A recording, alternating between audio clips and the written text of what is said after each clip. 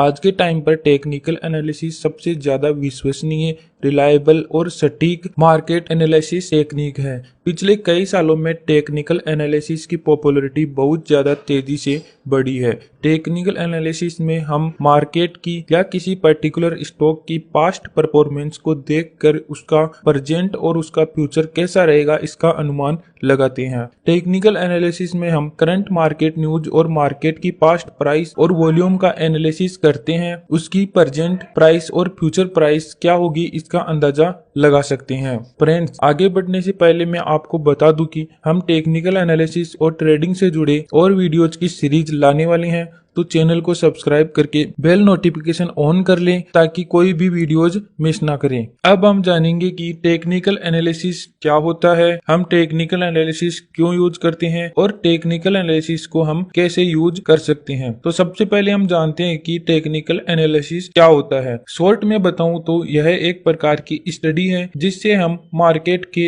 Action और उसकी past performance देखकर उसकी फ्यूचर प्राइस का अंदाजा लगाते हैं। ठीक वैसे ही जैसे कोई मौसम विभाग बादल और हवा का रुख देखकर ये फोरकास्ट करती है कि कहां और कितनी बारिश होने वाली है। लेकिन टेक्निकल एनालिसिस के बारे में इतना सा बताना बिगिनर्स के लिए काफी नहीं होगा, इसको हमें पूरा डिटेल में समझना होगा। टेक्निकल एनालिसिस में आप बादलों को, कैंडल और हवा के रुख को आप मार्केट का ट्रेंड समझ सकते हैं। अब ये कैंडल और ट्रेंड क्या होते हैं, तो फ्रेंड्स इसकी चर्चा हम आगे करेंगे। जैसे हवा का रुख बदलने पर बादलों की दिशा बदल जाती है, ठीक वैसे ही ट्रेंड बदलने से कैंडल्स की दिशा भी बदल जाती है और इनको देखकर ही मार्केट में आगे क्या होने वाला है ये पता लगाने के अभ्यास को ही टेक्निकल एनालिसिस कहते हैं। टेक्निकल एनालिसिस कुछ की फैक्टर्स पर निर्भर करता है जिनको ध्यान में रखकर हम सक्सेसफुली मार्केट की नियर फ्यूचर फोरकास्टिंग करते हैं। सबसे पहला है मार्केट मूव्स इन ट्रेंड। इसका मतलब है मार्केट हमेशा ट्रेंड की तरफ ही मूव करता है। यदि मार्केट ऊपर जा रहा है तो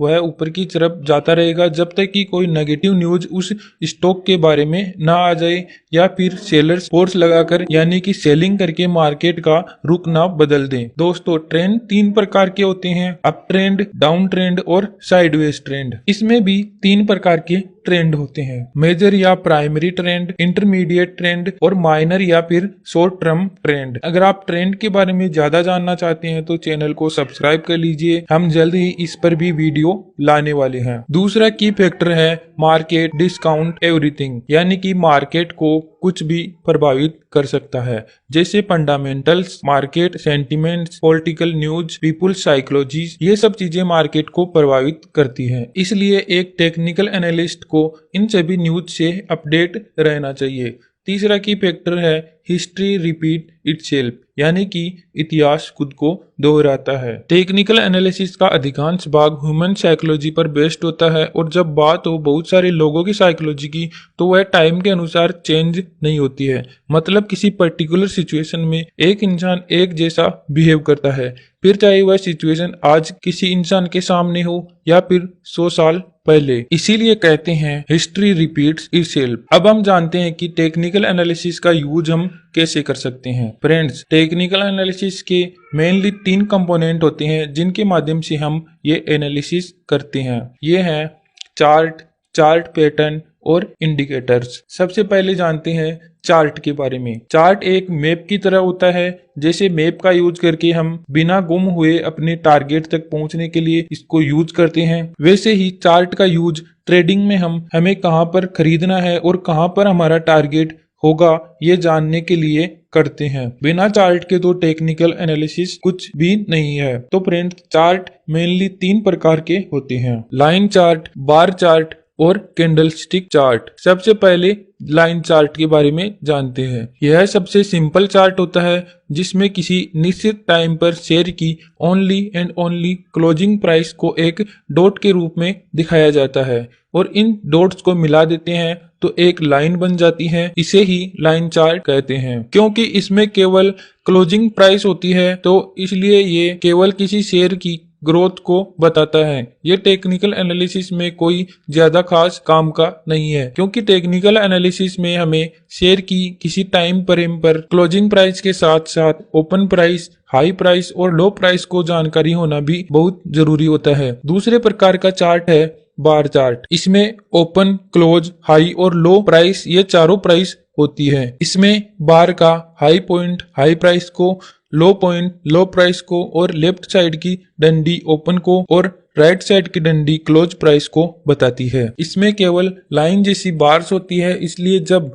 लॉन्ग टाइम के लिए डाटा को एनालाइज करना होता है तो ये थोड़ा कॉम्प्लेक्स हो जाता है, इसलिए इसका यूज बहुत कम लोग ही करते हैं। नेक्स्ट है कैंडलस्टिक चार्ट। यह चार्ट दुनिया भर के ट्रेडर्स के बीच सबसे ज्यादा पॉपुलर है। इसमें भी हम चारों प्राइस, हाई प्राइस, लो प्राइस, ओपन और क्लोज प्राइस दर्शाई जाती है। इसमें प्राइस को कैंडल्स यानी कि मोमबत्ती की शेप में दर्शाते हैं, जिसमें कैंडल की बॉडी शेयर की क्लोज और ओपन प्राइस शो करती है और इसकी विक, हाई और लो प्राइस बताती है। इसमें कैंडल्स दो कलर में होती है।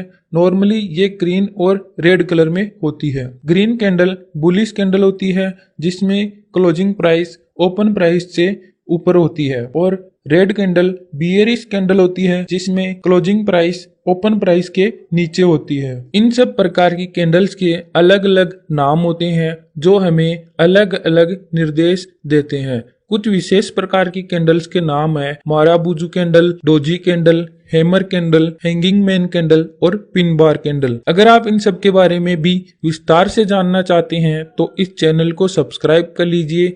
आगे आने वाले वीडियोज इसी टॉपिक पर होने वाले हैं। अब जानते हैं दूसरे कंपोनेंट चार्ट पैटर्न के बारे में। किसी शेयर के चार्ट में अगर कोई विशेष पैटर्न बनता है जो कि हमें सिग्नल देता है कि हमें अब प्रेस बाई करना चाहिए या सेल करना चाहिए, या फिर अपनी पोजीशन को कंटिन्यू रख के एवरेज आउट करना चाहिए। इन विशेष पैटर्न को ही चार्ट पैटर्न कहते हैं। ये कई प्रकार के होते हैं, जैसे reversal pattern, continuation pattern, breakout pattern. Reversal pattern हमें ये बताता है कि इस शेयर में जो ट्रेंड बना हुआ है वो अब बदलने वाला है, इसलिए या तो पहले से बनाई हुई पोजीशन से एग्जिट करने का टाइम है, या फिर कोई पोजीशन नहीं है तो नए ट्रेंड के अनुसार नई पोजीशन लेने का टाइम है। कंटिन्यूएशन पैटर्न चल रहे पैटर्न के जारी रहने का संकेत देता है, और ब्रेकआउट पैटर्न नया ट्रेंड बनने के संकेत देता है। फ्रेंड्स, अगर आप इन पैटर्न्स के बारे में और अधिक जानना चाहते हैं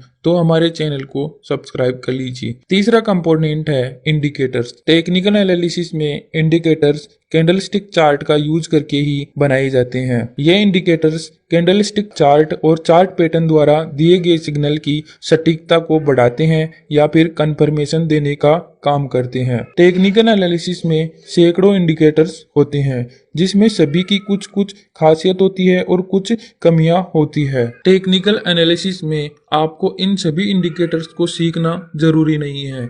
आप अपनी कंफर्ट के अनुसार 2-3 इंडिकेटर्स को सीख लीजिए और उनको लाइव मार्केट में प्रैक्टिस कर करके उसमें एक्सपर्ट बन जाइए। लाइव मार्केट में प्रैक्टिस करने के साथ साथ आपको इन्हें पीछे की हिस्टोरिकल चार्ट पर भी बैक टेस्ट करके देखना चाहिए। जैसे कराटे में वो कहावत है ना कि मुझे आपकी उन 1000 मूव से कोई डर नहीं है जो आपने एक बार प्रैक्टिस की है, लेकिन मुझे आपकी उस एक मूव से डर है जो आपने 1000 बार प्रैक्टिस की है। तो फ्रेंड्स, सारे इंडिकेटर्स सीखने के बजाय 1-2 इंडिकेटर्स को बार बार प्रैक्टिस करना ज्यादा फायदेमंद होगा।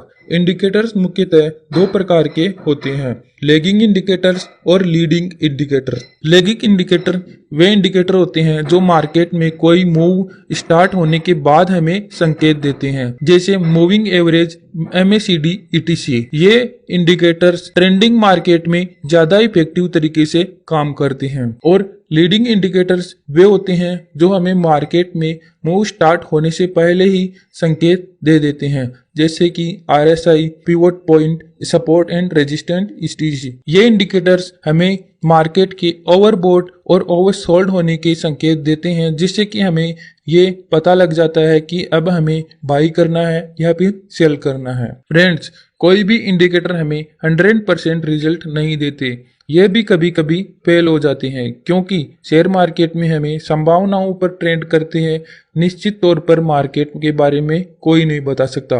तो फ्रेंड्स, अगर आप इन इंडिकेटर्स के बारे में और ज़्यादा जानना चाहते हैं तो हमारे चैनल को सब्सक्राइब कर लीजिए। अब जानते हैं कि टेक्निकल एनालिसिस के फायदे क्या हैं। दोस्तों, आजकल आपको पहले की तरह इंडिकेटर्स को मैन्युअली फॉर्मूला से कैलकुलेट करके लगाने की जरूरत नहीं होती, क्योंकि आजकल सारा काम ऑनलाइन हो गया है। तो चार्टिंग सॉफ्टवेयर पर ये सारे इंडिकेटर्स पहले से मौजूद होते हैं, आपको केवल इनको अप्लाई करने की जरूरत होती है। चार्टिंग सॉफ्टवेयर जैसे कि ट्रेडिंग व्यू, investing.com या फिर आपके ब्रोकरेज फर्म के सॉफ्टवेयर पर भी ये इंडिकेटर्स आपको आसानी से मिल जाएंगे। टेक्निकल एनालिसिस के फायदे ये है कि यह आपको शॉर्ट टर्म ट्रेडिंग जैसे intraday trading, swing trading, scalping या फिर पोजिशनल ट्रेडिंग के लिए बेस्ट एंट्री और एग्जिट के सिग्नल देता है। इससे आप सही समय पर बाई करके अपना मुनाफा करके निकलने के लिए एग्जिट के संकेत भी आपको ये देता है। इससे आप पता लगा सकते हैं कि आपको कब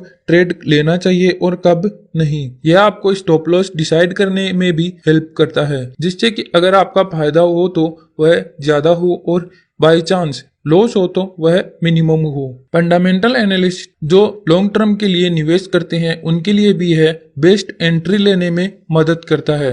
तो फ्रेंड्स, ये था टेक्निकल एनालिसिस के बारे में डिटेल्ड एक्सप्लेनेशन, और अगर ये आपको अच्छी लगी हो तो इसे लाइक करें और अपने फैमिली एंड फ्रेंड्स के साथ इसे शेयर करें, और ट्रेडिंग और टेक्निकल एनालिसिस के बारे में और वीडियोज के लिए इस चैनल को सब्सक्राइब करें। Thank you.